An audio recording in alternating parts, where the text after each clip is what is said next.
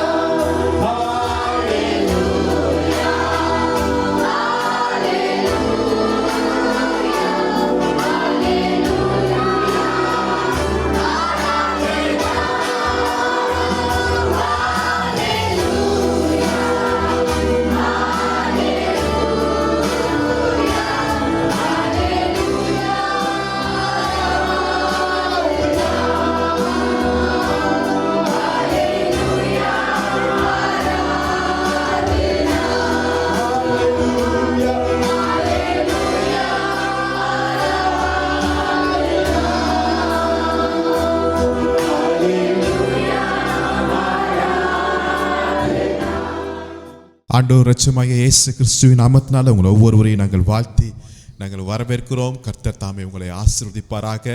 கர்த்தர் நல்லவர், அவருடைய கிருபை என்றும் உள்ளது. ஆமென், அல்லேலூயா.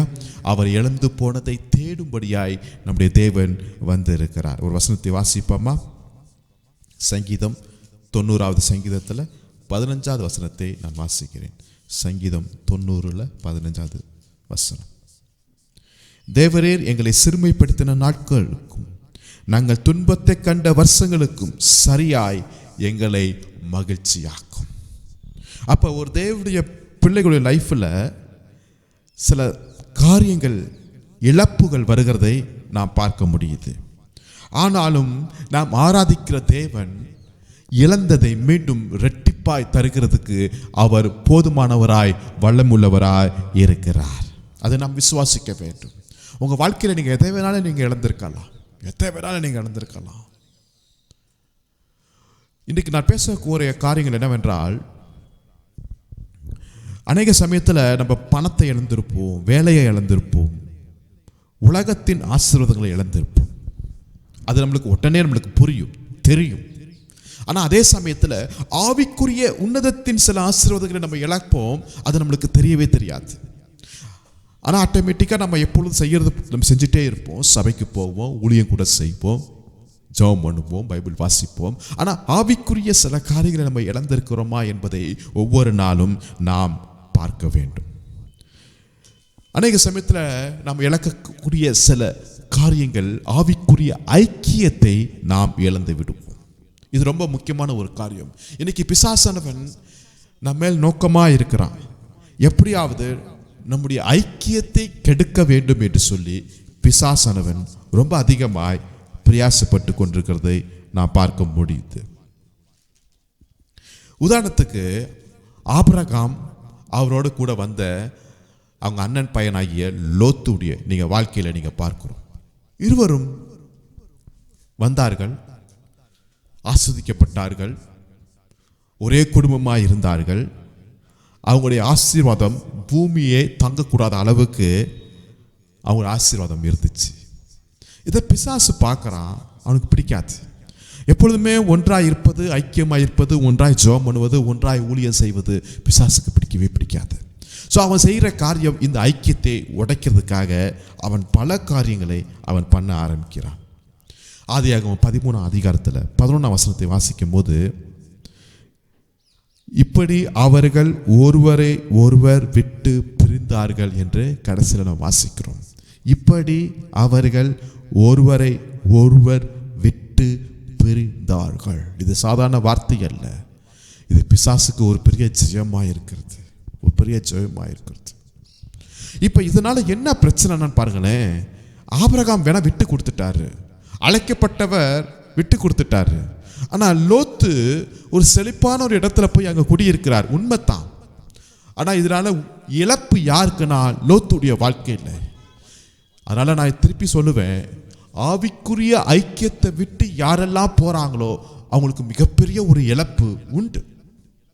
இது லோத்துடைய வாழ்க்கையில் நம்ம அதிகமாய் பார்க்கலாம். அவன் போனது செழிப்பான ஒரு இடம் தான், நல்ல குடும்பமாய் போய் வாழுகிறாரு. ஆனால் முடிவு பயங்கரமாக இருந்ததை நாம் பார்க்கிறோம். அந்த பட்டணமாகிய சோதம் கொமரா ஒரு பெரிய அழிவுக்குள்ள போனுச்சு. லோத்துடைய குடும்பம் ஒரு பெரிய அழிவுக்குள்ள போனுச்சு. இதை யாராலையும் மறக்கக்கூடாது. ஒருவேளை அவர் ஆபிரகாம் கூட இருந்தாருன்னு வச்சுங்களேன், ஐக்கியத்தோடு இருந்தாருன்னா லோத்து எவ்வளோ ஒரு பெரிய தேவ மனுஷனாய் வாழ்ந்திருப்பார் தெரியுங்களா? அடுத்த விசுவாசத்திற்கு அடுத்த ஒரு தகப்பனாய், ஒரு பெரிய உதாரண ஒரு புருஷனாய் இருந்திருப்பாரு. ஆனால் இன்னைக்கு லோத்துடைய வம்சமும் லோத்துடைய காரியங்களும் நம்ம கேட்கும் போது, படிக்கும் போது எவ்வளவு வேதனையா இருக்கிறதை நாம் பார்க்கிறோம். எவ்வளோ வேதனையா இருக்கிறது. லோத்து ஆபிரகாம் வீட்டில் இருக்கும்போது எந்த பிரச்சனையுமே இல்லை. லோத்துக்கு வேண்டிய எல்லா ஆசீர்வாதங்களும் கிடைத்தது. ஆபிரகாமுக்குரிய எல்லா ஆசீர்வாதங்களும் லோத்துக்கு ஆட்டோமேட்டிக்காக கிடைச்சிருச்சு. ஆபிரகாம் எப்படி வேலைக்காரங்க இருந்தாங்களோ அதே போல லோத்துவுக்கும், ஆடு மாடுகள் அதே போல லோத்துவுக்கும். அப்போ எல்லா ஆசீர்வாதங்களும் ஆபிரகாம் மூலமாய் லோத்துவுக்கு கிடைக்கிறது. நல்ல ஒரு பாதுகாப்புடைய பிரசனத்தில் அங்கே இருக்கிறத நான் பார்க்கிறோம். ஆனால் எப்போ லோத்து இந்த ஆபிரகாம் இந்த விசுவாசத்தை, இந்த ஆவிக்குரிய ஒரு ஐக்கியத்தை விட்டு வெளியே போறாரோ, அநேக யுத்தம் பண்ணுவதற்கு லோத்து மேலே வந்துட்டதை நாம் பார்க்க முடியுது. நம்ம வாழ்க்கையில் நல்ல ப்ரேயர் பார்ட்னர்ஸ் இருப்பாங்க, நல்லா இணைந்து ஜாப் பண்ணிட்டு இருப்போம். நல்ல மினிஸ்ட்ரி பார்ட்னர்ஸ் இருப்பாங்க, ரெண்டு நல்லா சேர்ந்து ஊழியம் செஞ்சுட்டு இருப்போம். ஆனால் பிசாசு கெடுப்பான். சபையில் ரெண்டு பேர் நல்லா ஐக்கியமாக இருப்பாங்க, ரெண்டு ஃபேமிலி நல்லா ஊழியம் செய்வாங்க, ஊழியத்தில் நல்லா அவங்க உற்சாகமாக இருப்பாங்க. ஆனால் கொஞ்சம் நாளில் பார்க்கும்போது ஒரு இடைவெளி வந்துடும். என்ன காரணம்னு பார்த்தா ஒரு சின்ன பிரச்சனையாக இருக்கும், ஒரு சின்ன கசப்பாக இருக்கும், ஒரு சின்ன காரியம் அவங்க வாழ்க்கையில் ஒரு பெரிய இடைவெளியை கொடுத்ததுனால அவங்க ஆவிக்குரிய வாழ்க்கையில் பல ஆசீர்வாதங்களை அவங்க மாத்திரமல்ல, அவங்க சந்ததி மாத்திரமல்ல, தேவனுடைய ராஜ்யமும் இழக்கிறது என்பதை நாம் மறந்துவிடக்கூடாது. எப்போ லோத்து ஆபிரகாம் வீட்டில் இருந்தாரோ நல்ல ஒரு பாதுகாப்பு. ஆனால் எப்போ லோத்து அங்கே விட்டு விருந்து போனாரோ அங்கே பயங்கரமான யுத்தம், எதிராளிகள், சத்துருக்கள் லோத்துவை தாக்குறதுக்கு வந்துட்டு இருக்கிறாங்க. அப்போ முதலாவது நாம் இழக்கக்கூடாத ஒரு காரியம் ஆவிக்குரிய ஐக்கியத்தை நாம் இழக்கக்கூடாது. ஆனால் இந்த வேலையை ஜெபம் பண்ணுங்க, ஆண்டவரே இந்த ஆவிக்குரிய ஐக்கியத்தை எனக்கு மீண்டும் புதுப்பிங்க. இழந்து போன அந்த ஐக்கியத்தை ஆவி எனக்குள்ள தாருங்க. கணவன் மனைவிக்குள்ள எனக்குள்ள ஒரு ஐக்கியத்தை தாருங்க. எங்களுக்கும் பிள்ளைகளுக்கும் விசேஷமாக எங்களுக்கும் ஊழியர்களுக்கும் எங்களுக்கும் சபைக்கும் ஒரு ஐக்கியத்தை நீங்கள் புதுப்பிக்க என்று சொல்லி ஜெபிக்கும் போது ஆவியானவர் நிச்சயம் அதை புதுப்பிக்க அவர் போதுமானவராக இருக்கிறார். சாத்தான் தோற்று போகணும், சாத்தான் வெட்கப்பட்டு போகணும், தேவ ராஜ்யம் கட்டப்படணும். ஆமென், அல்லேலூயா. இரண்டாவதாக நான் பார்க்கும்போது தேவன் தந்த தாளந்துகளை நாம் இழக்க நேரிடும். தேவன் தந்த தாளந்துகளை நாம் இழக்க நேரிடும். ஆண்டவர் நம்மளுக்கு ஒவ்வொருத்தருக்கும் ஒரு கிருபையை கர்த்தர் கொடுத்திருக்கிறார். ஆமென், அதில் எந்த விதமான சந்தேகமே இல்லை. எல்லாருக்கும் ஆண்டவர் ஏதோ ஒரு கிருபையை கொடுத்துருக்கிறார். ஒருத்தங்க நல்லா பாடுவாங்க, ஒருத்தங்க நல்லா ஆராதனை நடத்துவாங்க, ஒருத்தங்க நல்லா இசை வாசிப்பார்கள், ஒருத்தங்க நல்ல உதவி செய்வார்கள், சில பேர் நல்லா விசாரிப்பார்கள், சில பேர் நல்ல ஆத்துமாதாயம் பண்ணுவார்கள், சில பேர் நல்ல பிரசங்கம் பண்ணுவார்கள். இதெல்லாம் ஆண்டவர் கொடுத்த பெரிய தாழ்ந்துகள். ஆனால் இதை கூட இழந்துற சூழ்நிலைகள் நம்ம ஆவிக்குரிய வட்டாரத்தில் வரக்கூடியதாக இருக்கிறது. ஒரு வசனத்தை வாசிப்போமா? மத்தேயு 24 அதிகாரத்தில் 25 அதிகாரத்தில் 24 வசனத்தை வாசிக்கிறேன். நம்ம எல்லாத்துக்கும் தெரிந்த பகுதி. ஒரு தாழ்ந்து வாங்கினவன் வந்து, ஆண்டவனே நீர் விதைக்காத இடத்தில் அறுக்கிறவரும் தெளிக்காத இடத்தில் சேர்க்கிறவருமாகிய கடினமுள்ள மனுஷன் என்று அறிவேன். ஆகையால் நான் பயந்து போய் உமது தாழ்ந்தை நிலத்தில் புதைத்து வைத்தேன். இதோ உம்முடையதை வாங்கி கொள்ளும் என்றான். தாழ்ந்த வாங்கினவன், ஆனால் இப்போ அதை எந்த விதத்திலையும் பிரயோஜனப்படாதபடிக்கு வச்சிட்டார். அவனுக்கும் பிரயோஜனம் இல்லை, மற்றவர்களுக்கும் பிரயோஜனம் இல்லை. ஆண்டவர் கொடுத்த தாழ்ந்துகளை கிருபையை நம்ம ஒரு நாளும் வீணிலே வழங்கக்கூடாது, ஒரு நாளும் அதை நம்ம மறந்துடக்கூடாது, ஒரு நாளும் அதை நம்ம மண்ணில் போட்டு புதைச்சி வைத்திடவே கூடாது. ஆண்டவர் நம்மளுக்கு கொடுத்துக்கிற தாழ்ந்து அநேக நம்மகிட்ட தாழ்ந்து இருக்கிறதுனால ஆண்டவர் தாழ்ந்து கொடுக்கல. நல்ல அறிவாளியாக இருக்கிறானே என்று சொல்லிட்டு தாழ்ந்து கொடுக்கல. இவன் ஒன்றுமே இல்லையே, இவன் உண்மையாக இருப்பான் என்று எண்ணி கர்த்தர் கிருபையாய் நம்மளுக்கு தாழ்ந்துகளை கர்த்தர் கொடுக்கிறார். ஈசாய் 8 பிள்ளைங்க இல்லையா? பெரிய பிள்ளைங்க எல்லாருமே கவர்மெண்ட் ஆஃபீஸில் ஒர்க் பண்ணுறாங்க இல்லையா? மிலிட்ரியில் ஒர்க் பண்ணுறாங்க, ஆர்மியில் இருக்கிறாங்க. அப்போனா கவர்மெண்ட் சேலரி, பிஎஃப் எல்லா பெனிஃபிட்டும் கிடைக்கும். அப்போனா என்ன, அவங்களுக்கு நிறைய அறிவு இருக்குதுன்னு அர்த்தம், நிறைய திறமைகள் இருக்குதுன்னு அர்த்தம். ஆனால் எந்த அறிவும் எந்த திறமையும் இல்லாத ஒருத்தன் கடைசி பையன் தாவீது வனாந்தரத்தில் இருக்கிறார். பொதுவாக கடைசி பிள்ளைகளை வீட்டில் செல்லமாக வளர்ப்பாங்க. ஆனால் இங்கே எல்லாமே ரொம்ப தலைகீழாக நடக்குது இல்லையா? நல்ல படித்த நல்ல மேதைகளையும் அறிவாளிகளையும் நல்ல திறமையாக இருக்கிறவர்களையும் நல்ல பேசக்கூடியவர்களையும் கவர்மெண்ட் வேலைக்கு அனுப்பிச்சிட்டு எதற்கும் பிரயோஜனம் இல்லாத தகுதி இல்லாத அந்த சின்ன பையனை தாவீதை எங்கே அனுப்புகிறாரு? வனாந்தரத்துக்கு அனுப்புகிறார். ஆனால் பரலோகம் வித்தியாசமாய் பார்க்கும். ஆமென். சாமுவேல் ஈசாய் வீட்டுக்கு வந்திருக்கும் போது பார்க்குறாரு பசங்களை, ஒவ்வொரு பையனையும் நல்லா வாட்டா சாட்டமாக நல்லா சிவப்பா நல்லா அழகாக இருக்கிறத பார்த்து சாமுவேல் எழுந்து அபிஷேகம் பண்ணுவதற்கு ரெடி ஆகிட்டார். பரலோகத்துலேருந்து ஒரு சத்தம் வருது, எப்பா வெளி தோற்றத்தை பார்க்காத, அழகை பார்க்காத, உள்ள பாரு, திறமையை பார்க்காத. ஒருவேளை இவர் ஆர்மியில் இருக்கிறதுனால இவன் ராஜாவா ஆகலான்னு நீ நினைக்காதப்பா. என்னுடைய அழைப்பே வித்தியாசமானது. ஆமென். என்னுடைய தெரிந்து கொள்ளுதல் ரொம்ப வித்தியாசமானதா இருக்கிறது. பாருங்களேன், இப்போ தாவீதுக்கு என்ன ஒரு பெரிய தாளந்துனா, இவன் வனாந்திரத்தில் இருந்தாலும் கர்த்தர் அவனுக்கு ஒரு தாளந்தை கொடுத்துருக்கிறார். என்ன? சுரமண்டலத்தை வாசிக்கக்கூடிய ஒரு தாளந்து. என்ன ஒரு அற்புதம் பாருங்களேன். இன்றைக்கி மியூசிக் கற்றுக்கிறதுக்கு பசங்க எங்கெங்கேயோ கிளாஸ் போகிறாங்க. எத்தனையோ யூடியூப்பில் எத்தனையோ வாய்ப்புகள் இருக்கிறது. ஆனாலும் கற்றுக்க முடியல. எனக்கு ஆச்சரியமான ஒரு காரியம், வனாந்திரத்தில் இருக்கிறாரு, அங்கே யூடியூப் மூலமாக கற்றுக்கல, மியூசிக் டீச்சர் வந்து சொல்லித்தரல, ஆவியானவரே சொல்லி கொடுத்துருக்கிறார். கிருபை, அதாங்க கிருபை. அல்லேலூயா. நேர்த்தியாய் வாசிக்கிறவராம். வேதத்தில் அப்படித்தான் இருக்கு வார்த்தை. சவுல் ராஜாவுக்கு ஒரு பொல்லாத ஆவி பிடித்தது. அந்த ஆவியை நீக்குவதற்கு அந்த தேசத்திலேயே ஒரே ஒருத்தன், யாரு? வனாந்தரத்தில் இருக்கிற தாவீது. என்ன அவர்கிட்ட இருக்கிற அந்த ஸ்பெஷல்னா, அவர் நேர்த்தியாய் வாசிக்கிற அந்த தாளந்தை கர்த்தர் கொடுத்திருக்கிறார். ஆமென். கர்த்தர் கொடுத்த அந்த தாளந்தை நம்ம பயன்படுத்த அதை இன்னும் நேர்த்தியாய், சிறப்பாய், அற்புதமாய் அது மேலே அபிஷேகம் இறங்க, அது மேலே கிருபை இறங்க அநேகருக்கு ஆசீர்வாதமாக இருக்கும். ஆனால் இன்னைக்கு அநேக பேர் சோம்பேறித்தனத்தினாலையும் தூங்கி அநேக அசட்டை பண்ணின நிமித்தமாக தேவன் கொடுத்த தாளந்துகளை இழந்து போகிறார்கள். தேவன் கொடுத்த தாளந்து அவர்கள் இழந்து போறார்கள். முதலாவது பார்த்தோம், ஆவிக்குரிய ஐக்கியத்தை இழந்து போறாங்க. ரெண்டாவது பார்த்தோம், தேவன் தந்த தாளந்துகளை இழந்து போறதை நாம் பார்க்கிறோம். அல்லேலூயா. மூன்றாவதாக பார்ப்போம், சங்கீதம் 51வது சங்கீதம் 12வது வசனத்தை நான் வாசிக்கிறேன். சங்கீதம் 51:12. இது தாவீதுடைய ஒரு ஜெபம், ஒரு புலம்பல், ஒரு சங்கீதம், ஒரு விண்ணப்பம். உமது இரட்சணத்தின் சந்தோஷத்தை திரும்பவும் எனக்கு தந்து உற்சாகமான ஆவி என்னை தாங்கும்படி செய்யும். இந்த வசனத்தை வாசிங்களேன். ஆண்டவரே, உம்முடைய சந்தோஷத்தை, அந்த இரட்சிப்பின் சந்தோஷத்தை திரும்ப எனக்கு தாருங்க. அப்படின்னா என்ன?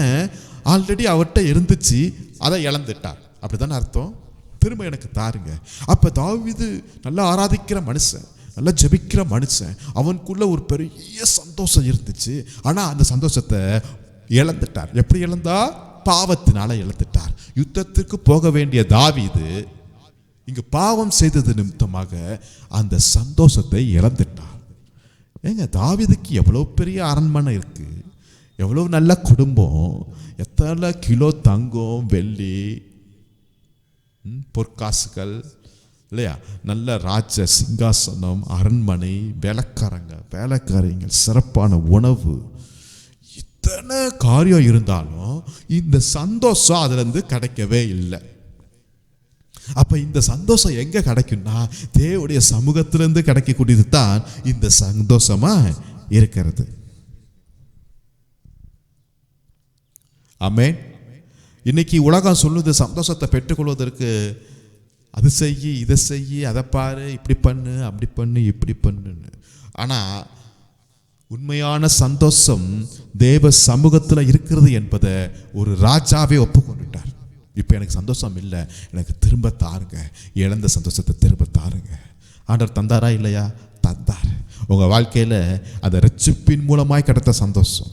கொஞ்சம் யோசித்து பாருங்களேன். நீங்கள் ரட்சிக்கப்பட்ட அந்த நாளில், எந்த நாளில்? ரட்சிக்கப்பட்ட அந்த நாளில் அந்த இருந்த அந்த சந்தோஷம் இப்போ இருக்கா? மகிழ்ச்சியாக இருப்போம் அந்த நாளில். எது இருக்குதோ இல்லையோ மகிழ்ச்சியாக இருப்போம். அத்தி மரம், திராட்சை செடியில் பழம் இருக்குதோ இல்லையோ, ஒலிவ மரத்தில் பழம் இருக்குதோ இல்லையோ, ஆடு மாடு மந்தையில் ஆசீர்வாதம் இருக்குதோ இல்லையோ, பணம் கிடைச்சதோ இல்லையோ, வருமானம் இருந்ததோ இல்லையோ, சம்பளம் கிடைத்ததோ இல்லையோ, சாப்பாடு சரியா இருக்குதோ இல்லையோ, ஆனால் கர்த்தருக்குள் சந்தோஷமா இருப்பேன், கர்த்தருக்குள் மகிழ்ச்சியா இருப்பேன். அதுதான் தேவனுடைய பலனா இருக்கிறது. இன்னைக்கு அந்த சந்தோஷம் இருக்குதா? அல்லேலூயா. இந்த சந்தோஷம் எங்கேருந்து வருதுன்னா, தேவ சமூகத்திலிருந்து வருது. வெளிப்புறமாய் அநேக சந்தோஷம் வரும், அதெல்லாம் கொஞ்ச நேரத்துக்கு டெம்பரவரியான சந்தோஷம். ஆனால் இந்த சந்தோஷம் தேவ சமூகத்தில், தேவ பிரசனத்தில், தேவனுடைய முகத்தை பார்க்கும்போது வருகிற சந்தோஷம். இன்னைக்கு சபைக்கு வரோம், பக்கத்தில் உள்ளவங்க பார்த்தா சந்தோஷமாக ஆராதிக்கிறாங்க. ஆனால் பக்கத்தில் இருக்கிறவங்களுக்கு அந்த சந்தோஷம் கிடைக்கல. ஆனால் சபையில் தான் இருக்கிறோம். ஒருவேளை நீங்கள் இழந்திருக்கலாம். தாவீதை போல இன்னைக்கு மீண்டும் சமூகத்தில் வந்து ஆண்டவரே என்னை புதுப்பிங்க, எனக்கு மீண்டும் இழந்து போன அந்த சந்தோஷத்தை எனக்கு தாருங்க, இழந்து போன அந்த சந்தோஷத்தை எனக்கு தாருங்க என்று ஜெபம் பண்ணும்போது கர்த்தர் நிச்சயம் உங்கள் வாழ்க்கையில் அவர் தார போதுமானவராக இருக்கிறார். அல்லேலூயா. முதலாவது பார்த்தோம், ஆவிக்குரிய ஐக்கியத்தை இழக்க நேரும். சில சமயத்தில் நம்முடைய தாழ்ந்துகளை இழக்க நேரிடும். மூன்றாவதாக பார்த்தோம், ரட்சிப்பின் சந்தோஷத்தை இழக்க நேரக்கூடியதாக இருந்தாலும் இருக்கும். ஆனாலும் மீண்டும் கர்த்தர் நம்மளுக்கு தர அவர் போதுமானவராக இருக்கிறார். அல்லேலூயா, அல்லேலூயா, ஆமென். கர்த்தர் நல்லவர், கர்த்தர் நல்லவர். அவருடைய கிருபை என்றும் உள்ளது, என்றும் உள்ளது, என்றும் உள்ளது, என்றும் உள்ளது. ஆமென். நாலாவதாக பார்க்கும்போது சில சமயத்தில் ஆத்மாவை, நம்முடைய ஆத்மாவை இழக்கிறதுக்கு சமயம் கூட வரலாம். இதெல்லாம் ரொம்ப கவனமாக இருக்க வேண்டிய ஒரு காரியம். எடுத்து வாசிப்போம்.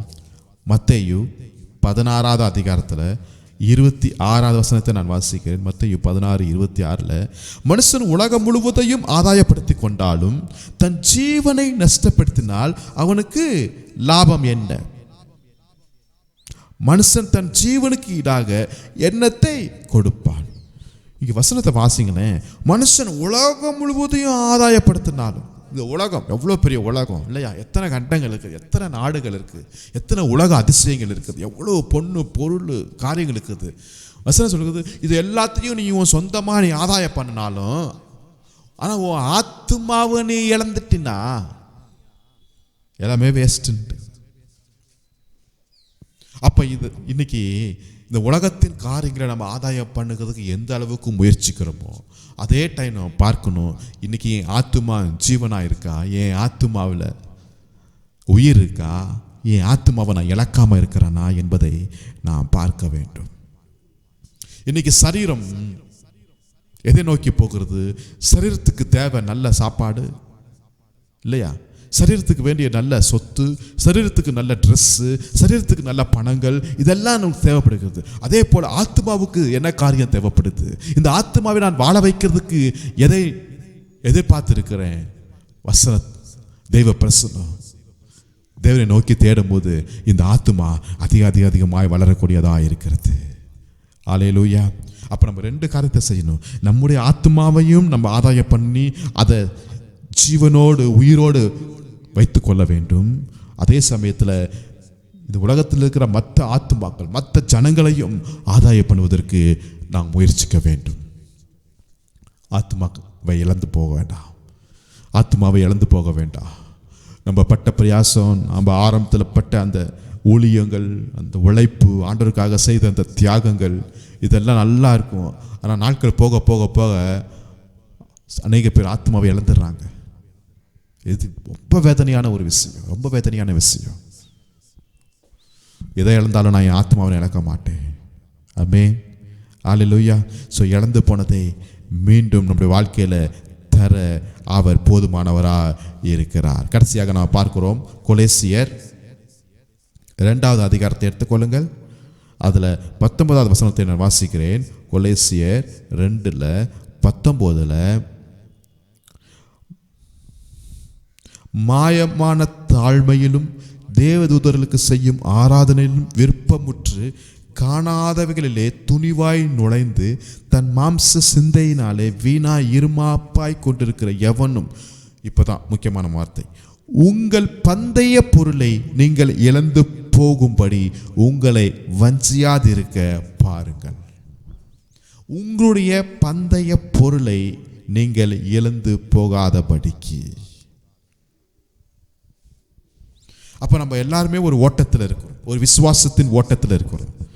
நம்மளுக்கு எல்லாத்துக்கும் கர்த்தர் நல்ல ஒரு பந்தய பொருளை வைத்திருக்கிறார். ஆமென். ஒரு பெரிய பரிசு இருக்கு. அப்போ நீங்கள் பாருங்களேன், பரிசு என்று நம்ம பார்க்கும்போது சின்ன பிள்ளைங்களுக்கு ஸ்கூலில் ஒரு சின்ன ஓட்டப்பந்தயம் வைப்பாங்க. அதுக்கு ஒரு சர்டிஃபிகேட் மட்டும் தந்து கொடுத்துருவாங்க. இன்னும் கொஞ்சம் பெரிய ஓட்டம் போகும்போது இன்னும் ஒரு சின்ன ப்ரைஸ் கிடைக்கும், ஏதோ ஒரு பிளாஸ்டிக்கில். ஆனால் அதே சமயத்தில் ஒலிம்பிக்கில் ஓடும் போது அதுக்கு என்ன கிடைக்கிது? கோல்டு மெடல் கிடைக்கிது, தங்க கப்பு கிடைக்கிறத நான் பார்க்கிறோம். அப்போ எந்த அளவுக்கு நம்முடைய ஓட்டங்கள் அதிகமாகுதோ, ஓட்டத்தை சரியாய் ஓடுகிறோமோ, அது இன்க்ரீஸ் ஆக ஆக ஆக நம்முடைய பந்தய பொருளுடைய மதிப்பும் இன்க்ரீஸ் ஆகிட்டு இருக்கிறது. இன்றைக்கி நம்ம எல்லாரும் என்ன கேட்போம்? இவ்வளோலாம் என்னால் ஓட முடியாது, எனக்கு கொஞ்சோண்டு வச்சா போதும் அப்படின்னு நம்ம யோசிச்சுட்டு இருக்கிறோம். அப்போ அதுக்கு தகுந்த பந்தய பொருள் தான் நம்மளுக்கு கிடைக்கக்கூடியதாக இருக்கிறது. ஆனால் இந்த விசுவாச ஓட்டம் இன்னும் அதிகமாக அதிகமாக சில சமயத்தில் அதில் சிரமப்பட வேண்டியதாக இருக்கிறது. ஆனால் நம்ம ஒன்று எந்த அளவுக்கு அதிகமாகுதோ அந்த அளவுக்கு நம்முடைய பிரைஸும் அதிகமாகிக்கொண்டே இருக்கிறது. ஆமேன். இது பாருங்களேன், இந்த ட்ரெயினர் இருப்பாங்க, இந்த கோச்சர் இருப்பாங்க இல்லையா, அவங்க அதை நல்ல சிறப்பாக அவங்களுக்கு நல்ல கோச் கொடுப்பாங்க, எக்ஸசைஸ் பண்ண சொல்லுவாங்க, அநேக ஐடியாக்கள் கொடுப்பாங்க. ஒவ்வொரு கால் எலும்புகள், ஆமாம் தசைகள், ஆமாம் கரங்கள், கைகள், விரல்கள் எல்லாம் எப்படி இருக்க வேண்டும் என்று சொல்லி பல ட்ரைனிங் என்ன செய்வாங்க, கொடுத்துட்டே இருப்பாங்க. அதே போல் நம்முடைய இந்த ஓட்டத்தில் நம்முடைய காரியங்கள் எப்படி இருக்க வேண்டும் என்று சொல்லி பரிசுத்த ஆவியானவர் நம்மளுக்கு எல்லாத்தையும் சொல்லி கொடுக்குறவராக இருக்கிறார். ஆனால் நல்லா கவனிங்களேன், இந்த ட்ரெயினர் எல்லாத்தையும் சொல்லி கொடுத்துட்டு அவனுக்கு அந்த விளையாட்டு வீரரை கொண்டு போய் அந்த மைதானத்தில் விட்டுட்டு இந்த ட்ரெயினர் போயிடுவார், காணா போயிடுவார். எங்கேயாவது ஒரு மக்களோட கூட பார்வையாளர்கள் கூட உட்கார்ந்துருப்பார். ட்ரெயினர் பக்கத்தில் வர முடியாது, அது அலோ பண்ண மாட்டாங்க.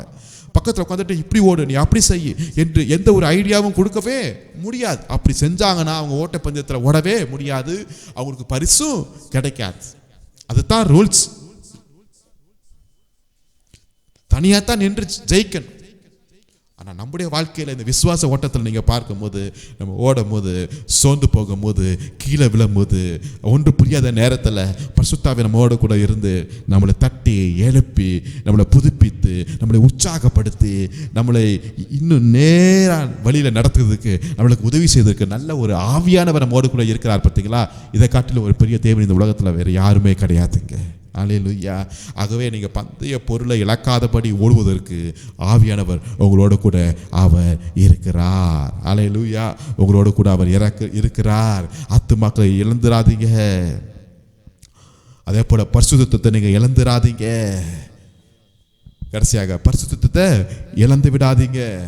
இன்னைக்கு அநேக சமயத்தில் அநேக ஊழியர்கள் கூட, அநேக தரிசனம் பெற்றவர்கள், அநேக ஜெபிக்கிறவர்கள் பரிசுத்த வாழ்க்கையில் ஒரு பெரிய கோட்டை விட்டுறாங்க. ரொம்ப வேதனையான ஒரு காரியம். எந்த அளவுக்கு அவங்க புகழ் இருந்துச்சோ, எந்த அளவுக்கு அவங்க மகிமையான ஊழியம் இருந்துச்சோ, திடீர்னு காணா போயிடுறாங்க. ஏன்னா இந்த காரியம் பிசாசு அவங்கள கூட வஞ்சித்து வைத்துறான். ஆனால் இந்த நேரத்தில் நான் பார்க்கணும், என்னுடைய பப்ளிக் லைஃப், என்னுடைய ப்ரைவேட்டான லைஃப் ரெண்டும் ஆண்டுடைய சமூகத்தில் உண்மையாக இருக்கணும். ஆமே. அநேக சமயத்தில் நம்ம வெளிப்புறத்தில் பார்க்கும்போது எல்லாம் கரெக்டாக இருப்போம், சரியாக இருப்போம், நேர்த்தியாக இருப்போம், அதில் விழுந்தால் கூட தெரிஞ்சிடும். ஆனால் நம்முடைய தனிப்பட்ட வாழ்க்கையில் சில சமயத்தில் விழுறது யாருக்குமே தெரியாமல் இருக்கலாம். அப்போ இங்கே தான் ரொம்ப டேஞ்சரான காரியம். அப்போ இந்த இடத்துல தான், இந்த டைமில் தான் நம்முடைய இந்த தனிப்பட்ட வாழ்க்கையில் தனியாக இருக்கும் போது நம்முடைய மைண்டு, நம்முடைய சிந்தைகள், நம்முடைய பார்வைகள் எல்லாம் சரியாக இருக்க வேண்டும். உதாரணத்துக்கு யோசேப்பு, பழைய ஏற்பாட்டில் யோசேப்பு நீங்கள் பார்க்கும்போது அவன் பரிசுத்தத்தில் நின்னதுனால அவனுடைய சகோதரர்கள் அவனை எதிர்த்தாங்க. அவன் பரிசுத்தத்தில் நின்றதுனால அவனை பரியாசம் பண்ணினார்கள். அவன் பரிசுத்தத்தில் நின்றதுனால அவங்க வேலை செய்கிற இடத்துல அவனுக்கு அவமானம் வந்துச்சு. இன்னும் சொல்லப்போனால் அவன் பரிசுத்தத்தில் யோசேப்பு நின்றதுனால அவனுக்கு மிகப்பெரிய தண்டனை, கிட்டத்தட்ட 13 வருஷம் சிறைச்சாலையில் அனுபவிக்க வேண்டிய ஒரு கைதியை போல இருந்தார். எப்படி? ஏன்? அவர் பரிசுத்தத்துக்கு நின்றதுனால, பரிசுத்தத்தை இழக்காம அவன் வைராக்கியமா இருந்ததுனால. ஆனா ஒண்ணு புரியும், எந்த அளவுக்கு யோசேப்பு பரிசுத்தத்துக்காக வைராக்கியமா இருந்தாரோ, பரிசுத்தத்தை இழக்காம இருந்தாரோ, அந்த அளவுக்கு அந்த பரிசுத்தம் அவன் வாழ்க்கையில மிகப்பெரிய ஒரு மகிமையை கொடுத்தது என்பதை நாம் மறந்துவிடவே கூடாது. அல்லேலூயா. ஆகவே பரிசுத்தத்தை இழந்து விடவே கூடாது. ஆமேன். ஆவிக்குரிய ஐக்கியத்தை இழந்துடாதீங்க. தேவன் தந்த தாளந்துகளை இழந்துடாதீங்க. பரிசுத்தத்தை இழந்துடாதீங்க. ரட்சிப்பின் சந்தோஷத்தை இழந்துடாதீங்க. பந்தய பொருளை இழந்துடாதீங்க. கடைசியாக நம்முடைய ஆத்துமாவை இழந்து போகக்கூடாது. ஆமேன். ஒருவேளை இந்த ஆவிக்குரிய வாழ்க்கையை நம்ம அப்பப்போ செக் பண்ணணும்.